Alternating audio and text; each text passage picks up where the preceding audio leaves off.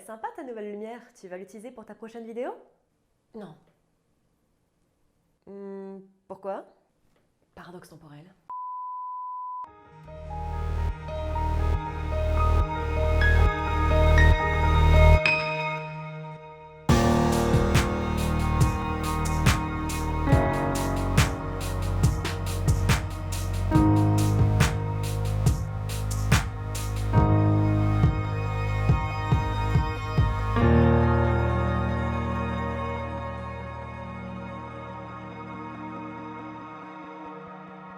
Bonjour à tous, je suis Noémie, bienvenue sur Horizon Universe.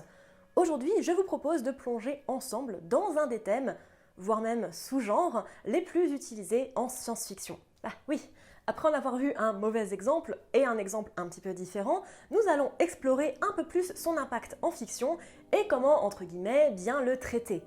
Tout d'abord, comme d'habitude, vérifions que nous sommes bien tous sur la même page.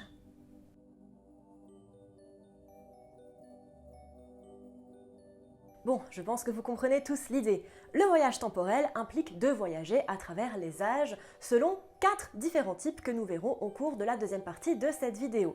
Le voyage dans le passé, le voyage dans le futur, les reboots et les univers parallèles, que nous verrons plus tard dans une vidéo séparée et un petit peu plus détaillée.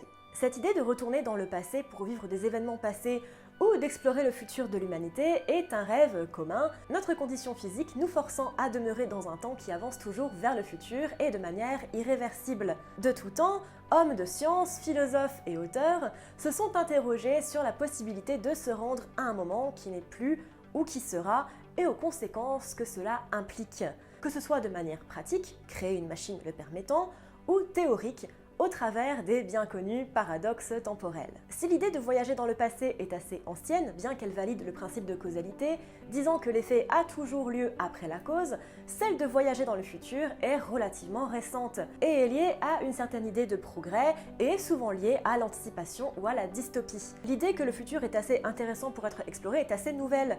On pensait avant que le temps était cyclique et les sociétés évoluaient très lentement à l'échelle d'une vie. Si nous voyons plutôt le voyage temporel comme un voyage corporel, de personnes, les premières histoires se focalisaient plutôt sur le voyage d'idées.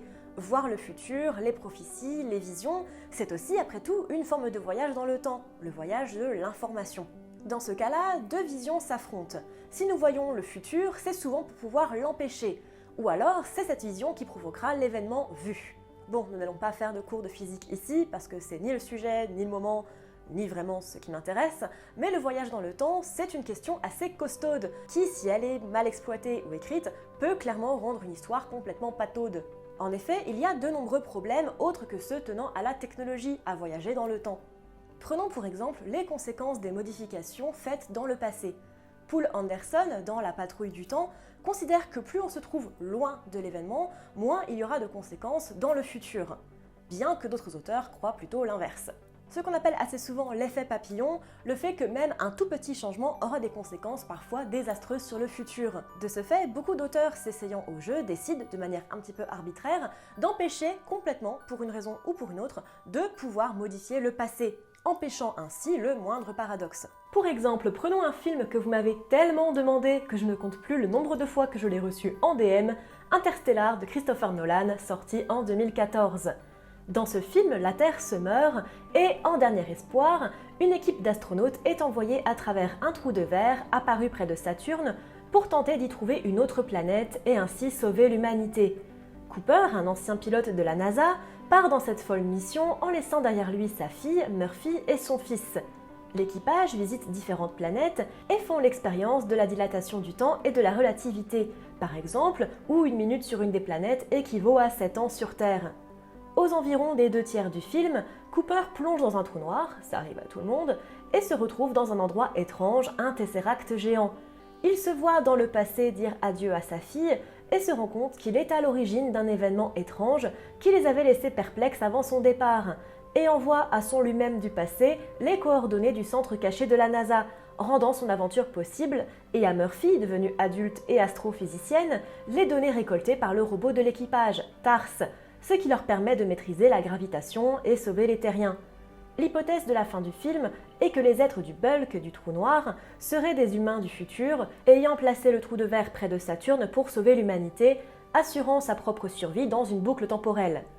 Le film utilise donc le voyage temporel dans toute sa splendeur, et même si je suis très critique sur ce film et sur ses fans, j'admets bien sûr que c'est brillant à bien des égards, notamment dans sa réalisation et ses visuels.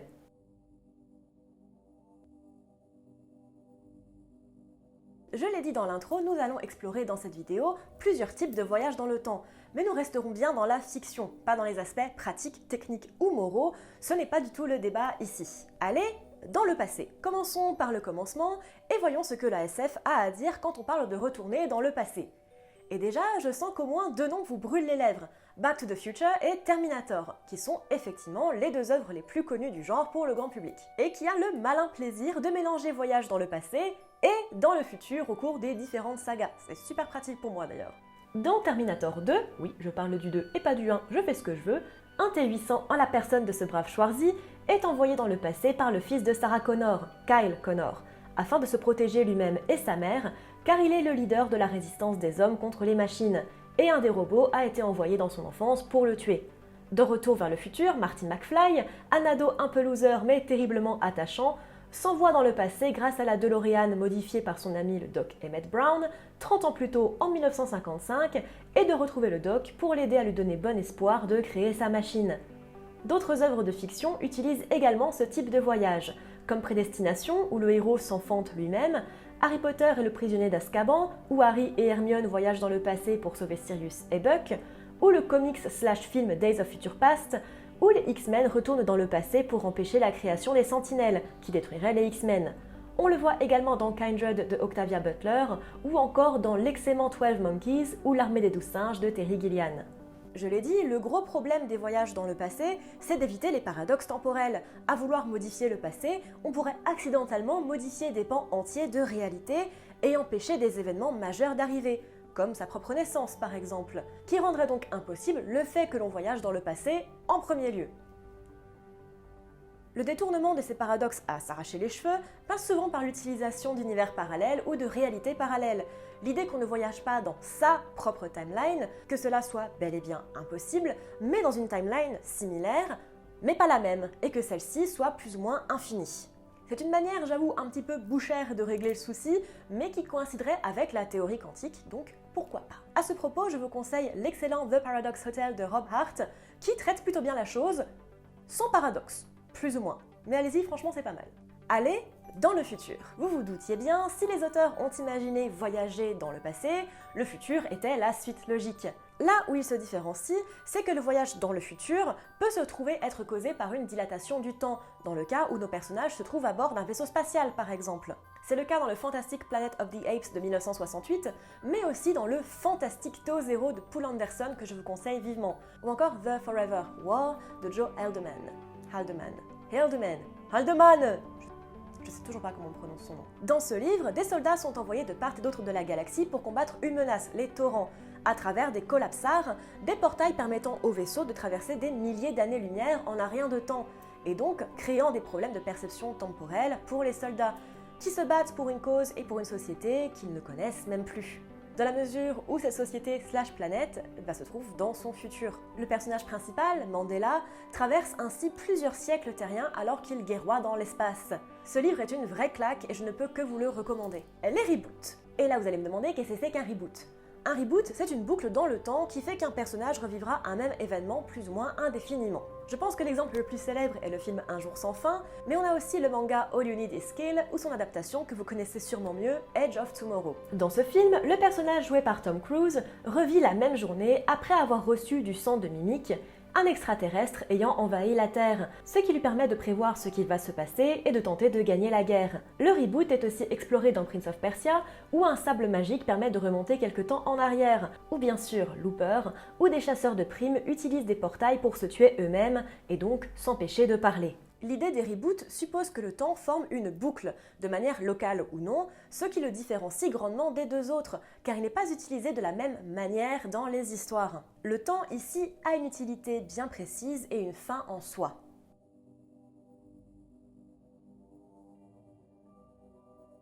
Trois théories sont utilisées pour justifier des voyages dans le temps en fiction. Voyons-les ensemble. Le passé a un impact sur le futur. C'est une théorie qui nous paraît naturelle, notamment à cause du fameux principe de causalité, puisqu'elle implique que chaque changement, même moindre, aura un impact dans le futur. C'est la théorie la plus utilisée au cinéma, comme dans l'effet papillon par exemple, et permet de nombreux scénarios, comme celui d'éliminer une menace pour gagner une guerre, ou encore de prendre des meilleurs choix de vie. Cependant, il implique le très connu paradoxe du grand-père, dont Y Penser avait parlé dans cette vidéo, déjà cité plus haut également, où une modification, même subtile, pourrait annuler la cause de la venue, même dans le passé. Paradoxe qui rend souvent les films utilisant cette théorie un peu...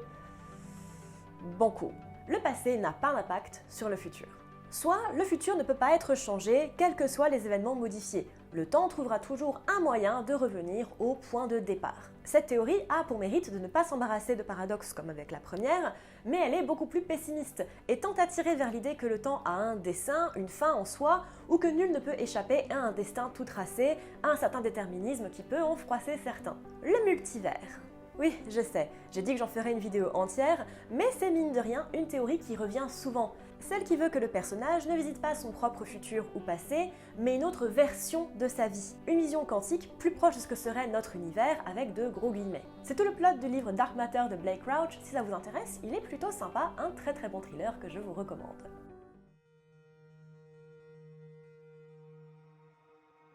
Nous l'avons vu ici, il est difficile de créer une histoire qui tient la route quand on parle de voyage temporel.